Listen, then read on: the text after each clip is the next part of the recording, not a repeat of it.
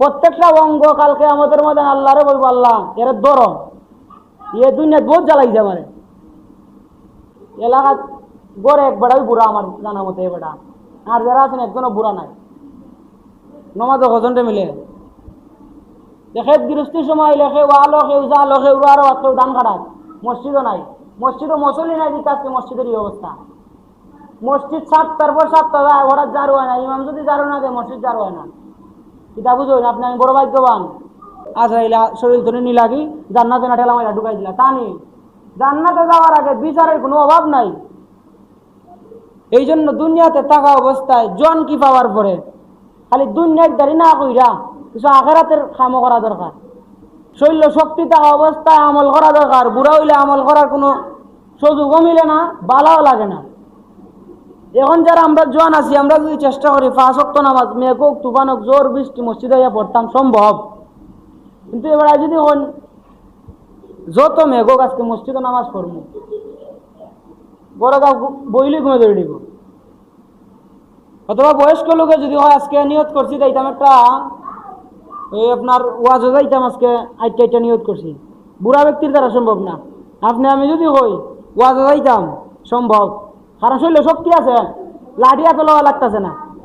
এই কারণে জন থাকা অবস্থায় যৌবন শরীরে আসার পরে হায়াতের কদর দ্বিগুণ বেড়ে যায়। আল্লাহ রাব্বুল আলামিন বলেন, বান্দার 1 নাম্বার, বান্দা যখন দুনিয়াতে আসে একবারে ওকে যে অবস্থায় শিশু বাচ্চা কুস্তা করতে পারে না। 2 নাম্বার, মৃত্যুর সময় যখন আসে বার্ধক্যতার চলে আসে, বান্দা আবারও অচল। প্রথমে যেই রকম ভাবে একজনের সহযোগিতা ছাড়া চলতে পারতো না, খাবারও খাইতে পারতো না, বৃদ্ধ হইয়া গেলে ঠিক ওই অবস্থা। আর একজনের সহযোগিতা ছাড়া, আরেকজন কি তার লাঠি ছাড়া সে চলতে পারে না। আর মাঝখানের যে হায়াতটা জোয়ান, যেটা সম্ভবিতা করা যায়, পাথর কিতা লোয়ারে লোয়া মনে করে না অনেকে। আর বুড়ো হয়ে গেলে কি আপনি আমি আল্লাহ তাহাজ্জুদের নামাজ যদি ওই বুড়ো হইলে পড়তাম, ফার্তিমান পড়া সম্ভব না, হাঁটুর দ্বারা কমর বেদনা। আর জোয়ান কালে যদি নিয়ত করি আজকে যেরকম মোবাইলে অ্যালার্ম দিয়ে ঘুমাইলাম, আজকে যদি কই আল্লাহ আজকে তাহাজ্জুদের নামাজটা পড়তাম, সম্ভব, কিন্তু পড়তাম না তো, কারণ শৈল্য শক্তি আছে, শৈল্য শক্তি আছে। এই জন্য আল্লাহ রাব্বুল আলামিন বলেন, ইয়া আইয়াতুহান নাফসুল মুতমাইন্নাহ ইরজিই ইলা রাব্বিকি রাদিয়াতাম মারদিয়াহ ফাদখুলি ফি ইবাদি ওয়াদখুলি জান্নাতি। আজরাইলা শরীর ধরে নি লাগি জান্নাতে না ঠেলা মাইলা ঢুকাই দিলা, তা নি জান্নাতে যাওয়ার আগে বিচারের কোনো অভাব নাই। এই জন্য দুনিয়াতে থাকা অবস্থায় জন কি পাওয়ার পরে খালি দুনিয়ার দাঁড়ি না কইরা কিছু আখেরাতের কামও করা দরকার। দেখা যায় জন খালাইলে তো অভাবই নাই। নমাজ এলাকাত গড়ে এক বেড়াই বুড়া আমার জানা মতো, এ বেড়া আর যারা আছেন একজনও বুড়া নাই। নমাজ হজনটা মিলে দেখে গৃহস্থীর সময় লেখে ওয়ালো কেউ যা লোকে উড়ারও কেউ দান খারাপ। মসজিদও নাই, মসজিদও মসলি নাই দিকে আজকে মসজিদের এই অবস্থা। মসজিদ 7টার পর 7টা যায়, ওরা জারু হয় না। ইমাম যদি জারু না দেয় মসজিদ জারু হয় না। এটা বুঝুন আপনি, আমি বড় ভাগ্যবান।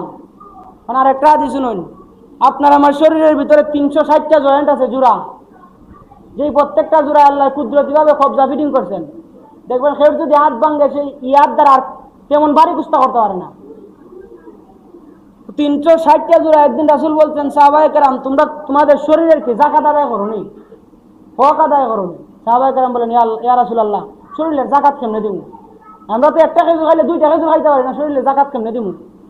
রাসূল সাল্লাল্লাহু আলাইহি ওয়াসাল্লাম বলেন, কোন বান্দা যদি মসজিদ থেকে আদনা একটা ময়লা জিনিস বাহিরে ফেলে দেয়, অথবা কোনো ময়লা পাইল না, কেউ সেপ পালাইছে, ছোট বাচ্চা থুতু পালাইছে মসজিদের ভিতরে, সেই থুতুটা যদি সে পরিষ্কার করে ওই দিনের লাগে তার 360টা জোরের যে একটা কাফারা আছে তা আদায় হয়ে যায়। পরিষ্কার স্পষ্ট হাদিস, সহিহ হাদিস, কোনো ভেজাল নাই।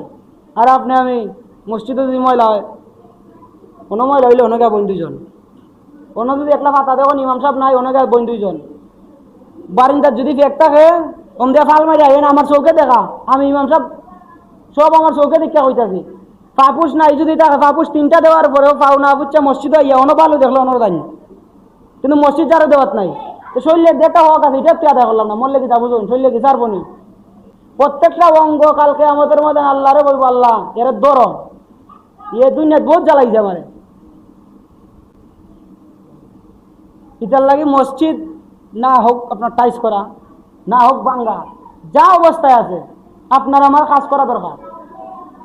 তো কোনো কবিলে যদি আপনার আমার যতটা বিদেশ যারা কাজ যায় এরা যদি না এসি করে না দিলে বা তোর কামই করতাম না, এটা হল যে কি দায়ী বলি অতলা টাকা খরচ করে গেছে এরা বাঙ্গা করে দিলে তাইকা কাম করে টাকা রুজি হইলে বেটা।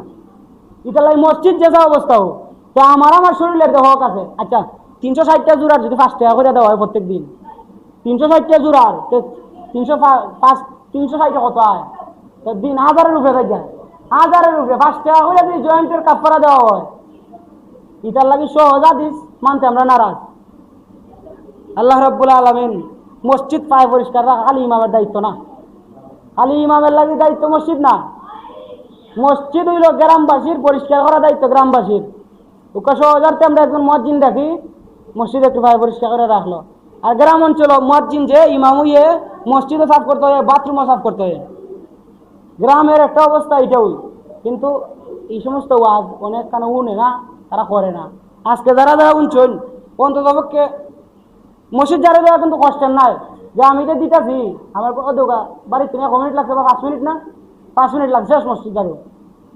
কিন্তু ফজরের নামাজও আইলে যদি 1 লাখ যদি শরম লাগে দুইজনের সামনে 1 লাখ দিলেন আপনার সব আপনি কামাইতা। তাহলে আল্লাহ রাব্বুল আলামিন আমরা সবাই রে হাদিসটার উপরে আমল করার তৌফিক দিক। আমিন ওয়া আখিরু দাওয়ানা আলহামদুলিল্লাহি রাব্বিল আলামিন।